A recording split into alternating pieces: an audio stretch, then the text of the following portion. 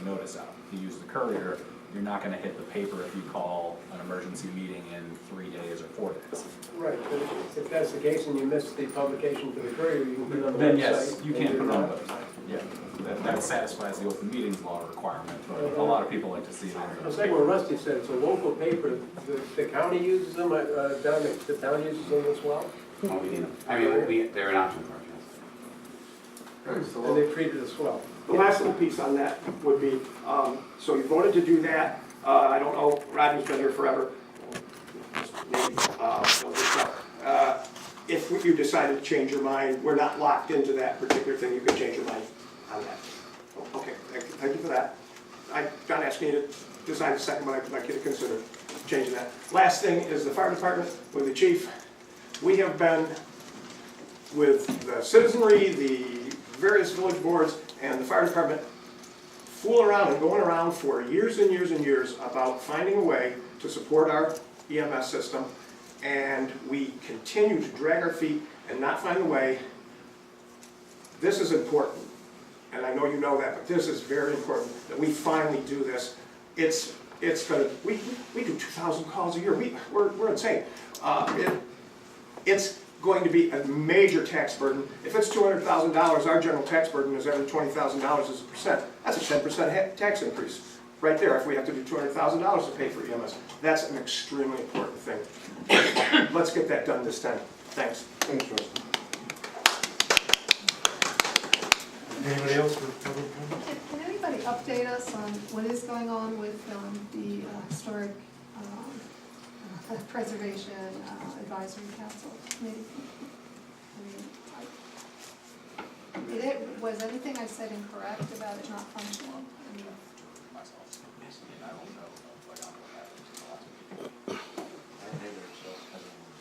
Have they ever met? I've heard three people. They submitted letters or not. Did they accept their appointments? They were voted in last meeting. Right, did they accept?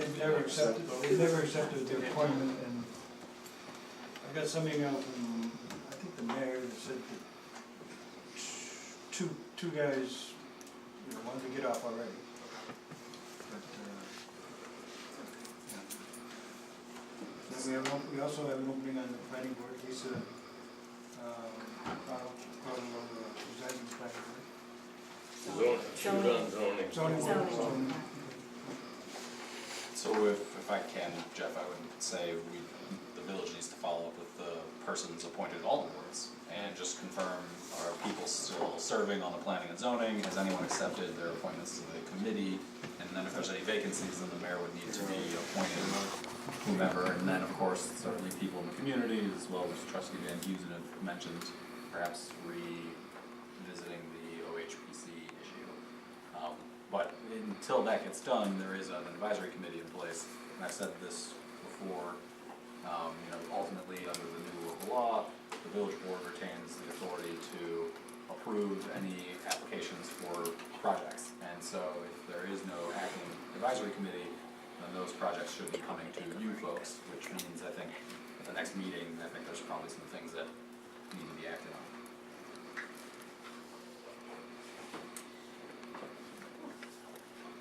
I just have a question for the attorney. What is the legal status of the Architectural Review Board currently, which is still on the books? I think it's 195 something. Yeah, my understanding from that, and I was just, when that was mentioned earlier, I was texting with Bob just to say, what is going on with that Architectural Review Board?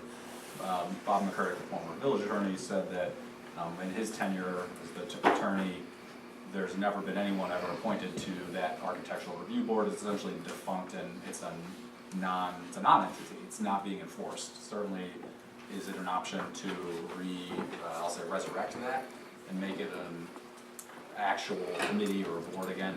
That's possible. I haven't looked into that. If there's a law on the village code that's not being enforced, my recommendation would be to repeal it. But it's currently on the books, just not being enforced.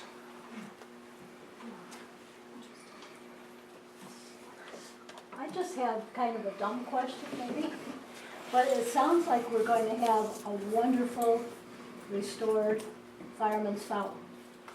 And a lot of money's going into it, a lot of community support. has there been a fund set aside for maintenance from this point out? And so it doesn't get in this abysmal condition again? Can some of the money that people are putting in towards it, if there's some left over, can that be put in an account towards maintenance? I'm sure we can get with Loftus and find out. I'm sure there was Yeah. no stone unturned. He probably didn't Yeah, mention for it. it to just sit but there. That and would go seem bad. logical to have that in place Yeah, for future, to keep it like that. Preventive maintenance is always a, right, because we don't want to get back to this point again. Right. It'd be a shame. Wouldn't it be nice to have CLG status and to be able to get grants from it?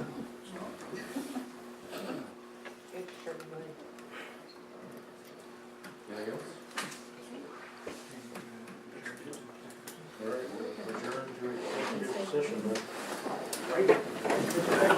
thank you guys for coming. Thanks, everyone.